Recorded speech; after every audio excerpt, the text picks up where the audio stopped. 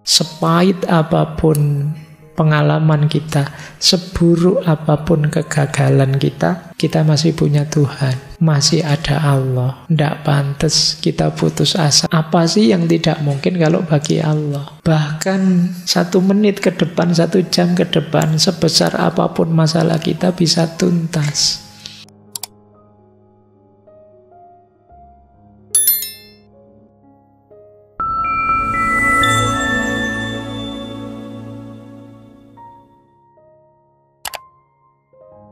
Assalamualaikum warahmatullahi wabarakatuh. Bismillahirrahmanirrahim.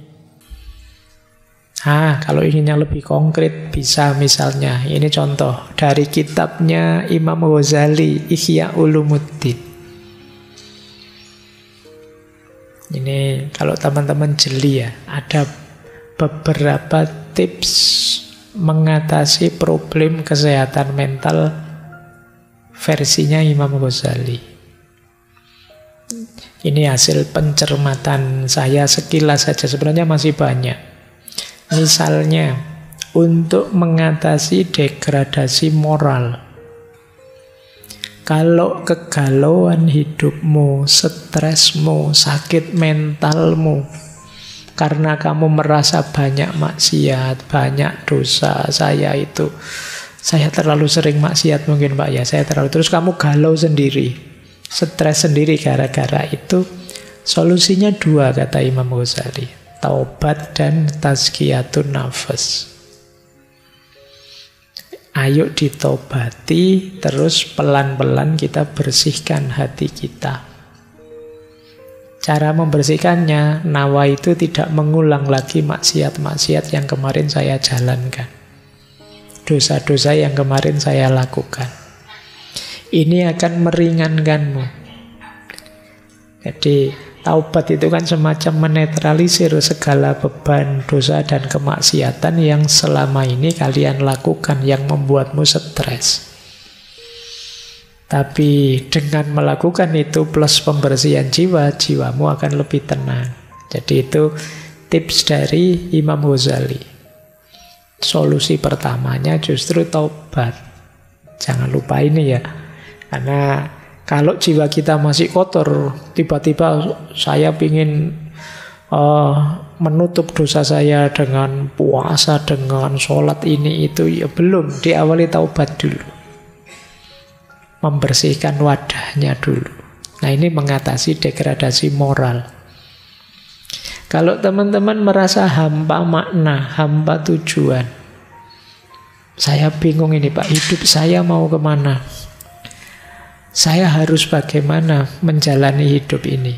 Imam Ghazali menyarankan 2, zuhud dan qanaah lah. Qanaah itu merasa cukup dengan apapun yang saya miliki saat ini.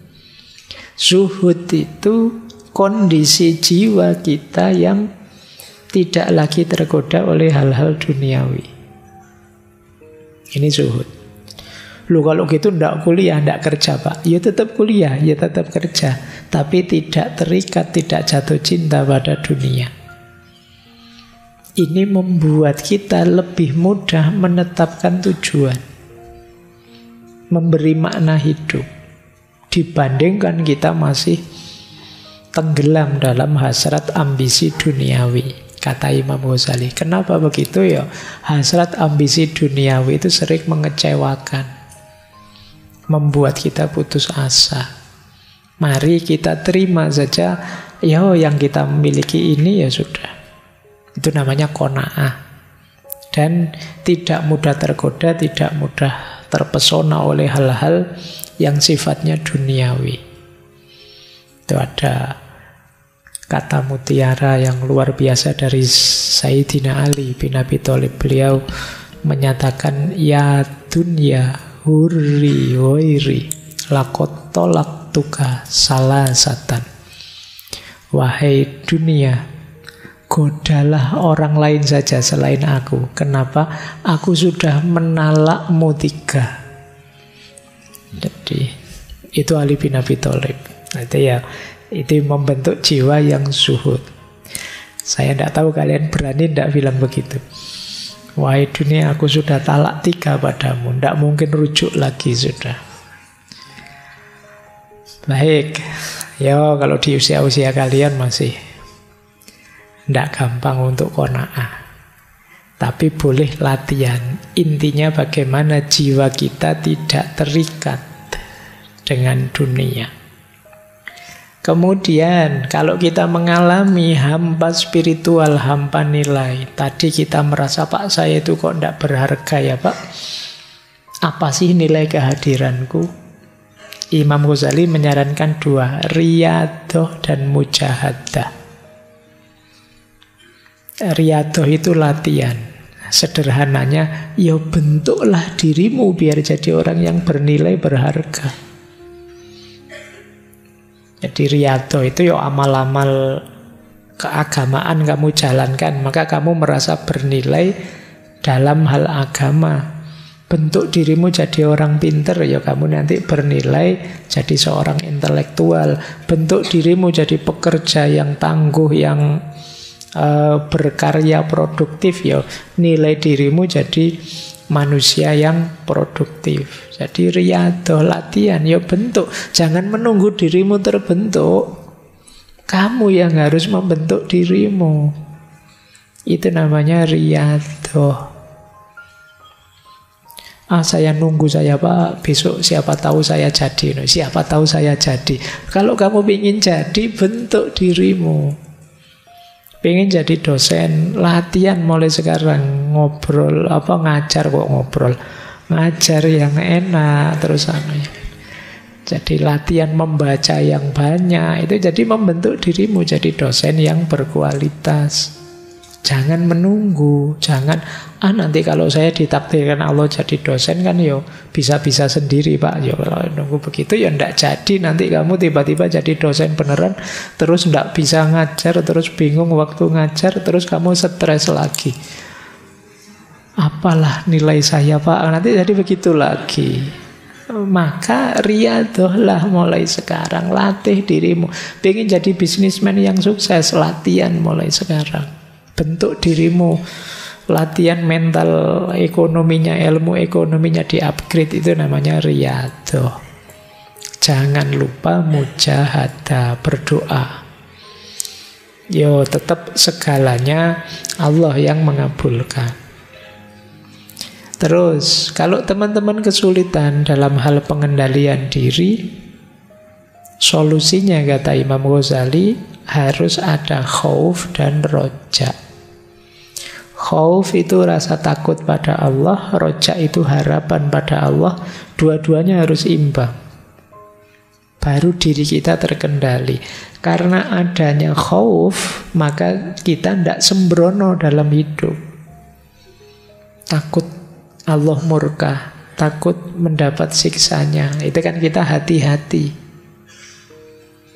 Nah, tapi juga tidak hanya takut, kita juga berharap. Karena ketakutan saja bisa melahirkan keputusasaan. Kita tetap yakin Allah sangat menyayangi kita. Allah penuh dengan anugerah pada kita. Itu namanya harapan, namanya roja. Jadi khauf saja bisa putus asa, tapi tanpa khauf orang bisa sembrono. Rojak saja orang suka-suka dia, ala dosa ndak apa-apa lah, maksiat dikit-dikit ndak apa-apa. Allah Maha Pengampun. Banyak cerita-cerita orang dosanya 99 itu aja masih diampuni, sampai yang ke 100 kita paling dosa kecil-kecilnya. Ini namanya sembrono, ndak ada rojak. Jadi tidak ada takutnya sama Allah. Isinya harapan saja, membuat kita sembrono, menyepelekan. Maka khauf dan roja ini harus imbang. Terus ya kalau ini ya, kalau kita stres dan frustasi, kuncinya tetap sabar. Mbok sabar. Kita bagaimana caranya, ada tekanan apapun sabar. Sabar itu ada 2 ya. Ada sabar yang aktif, ada sabar yang pasif. Sabar yang pasif itu ketika kita ditimpa sesuatu. Sabar yang aktif itu ketika kita menjalani sesuatu. Sabar yang aktif itu istiqomah. Sabar yang pasif itu siap menanggung apapun ketetapannya Allah. Nah, kalau teman-teman kegelisahannya adalah cemas tentang masa depan, solusinya adalah tawakal. Tawakal itu berarti sepenuhnya pasrah pada Allah. Iya, tapi setelah didahului ikhtiar. Kalau teman-teman takut masa depannya suram, ayo dirancang sejak sekarang. Biar tidak suram. Setelah dirancang, dijalani, pasrahkan hasilnya pada Allah. Itu namanya tawakal. Kalau belum ada ikhtiarnya, belum bisa disebut tawakal. Jadi kalau teman-teman cemas, jangan diam saja, Pak. Masa depan saya gimana, Pak? Ayo berusaha.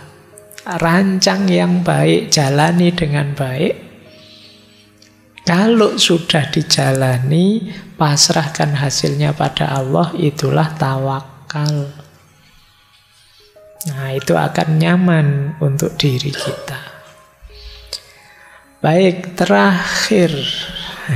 Kesimpulannya, dari semua uraian tadi para filosof, dari Islam, Imam Ghazali, secara umum bisa kita sebutkan bahwa setidaknya ada 5 hal penting yang bisa diberikan oleh agama sehubungan dengan kesehatan mental.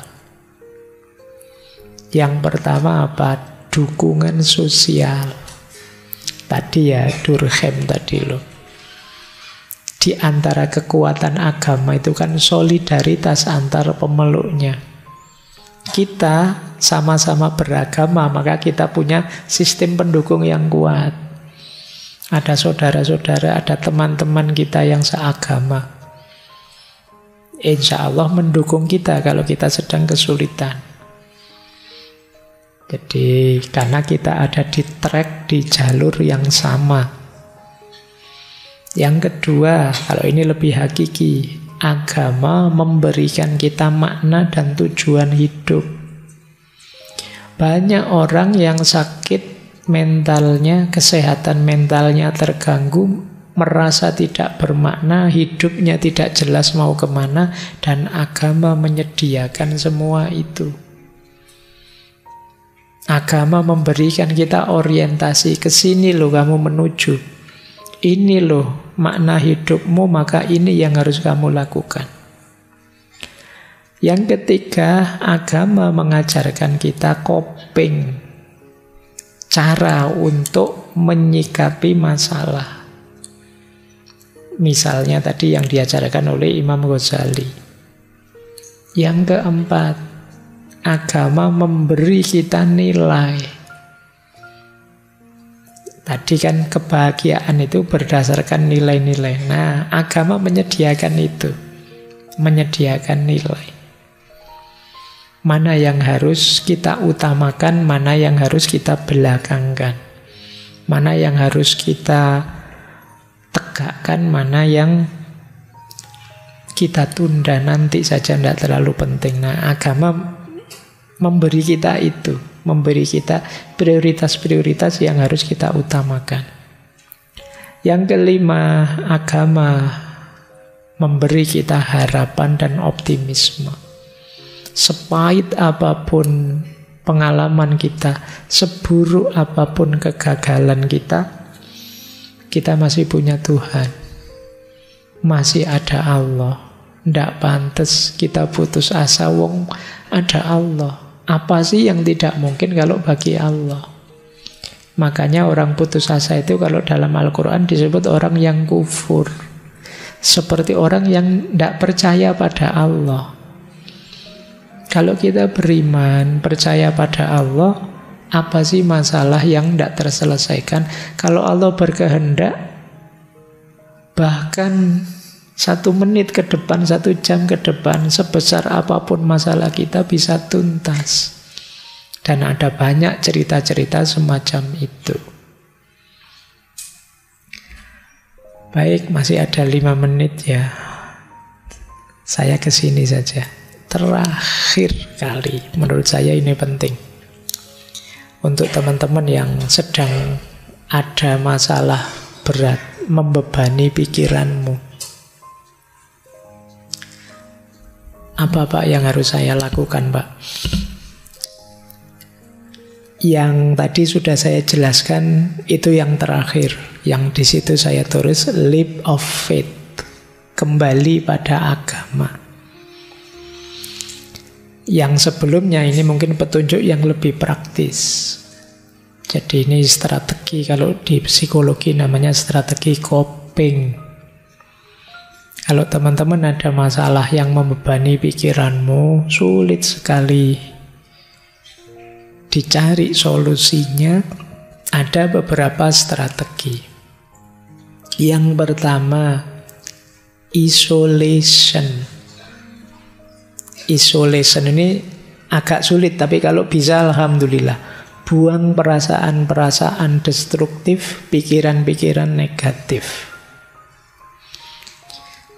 Jadi sudahlah, singkirkan saja. Entah gimana caranya kalau bisa. Namanya isolation. Jalan pertama. Jalan kedua, kalau masih sulit, anchoring. Jangkar. Maksudnya apa? Dedikasikan hal tertentu, nilai tertentu yang melampaui problem atau beban pikiranmu tadi, yang prioritasnya lebih tinggi. Misalnya kalian mikir tentang kuliah yang tidak selesai-selesai. Anchoring itu, kuliah kan nanti bisa diulang, nanti bisa dilanjut lagi. Tapi misalnya kesehatan orang tua jauh lebih penting, jadi saya tunda kuliah untuk ini. Namanya anchoring. Ada yang lebih penting yang kamu utamakan. Saya kok sibuk di sini sih, padahal ada yang lebih penting. Saya kok stres mikir ini, padahal dalam hidup ini banyak yang lebih penting. Nah, itu jadi mendedikasikan hal-hal tertentu yang bisa menghadirkan rasa nyaman.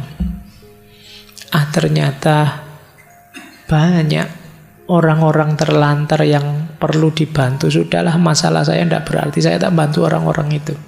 Ini namanya anchoring. Jadi ada nilai lebih tinggi yang ingin kamu hidupkan dibandingkan problemmu. Itu kalau bisa. Kalau masih sulit, boleh distraction.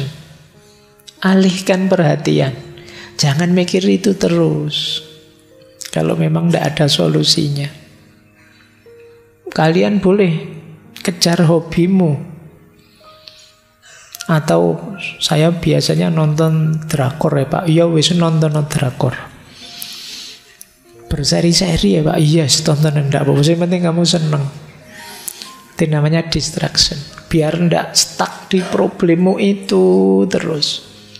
Wong enggak ada solusinya. Distraction. Atau ya entah kamu jalan-jalan kayak healing kayak atau kemana kayak. Yang penting kamu jangan stuck di masalahmu. Nah, kalau bisa lagi sublimation. Sublimation itu gunakan rasa sakitmu untuk hal-hal yang produktif, kreatif. Patah hati, nulis buku tentang patah hati. Itu produktif namanya sublimation.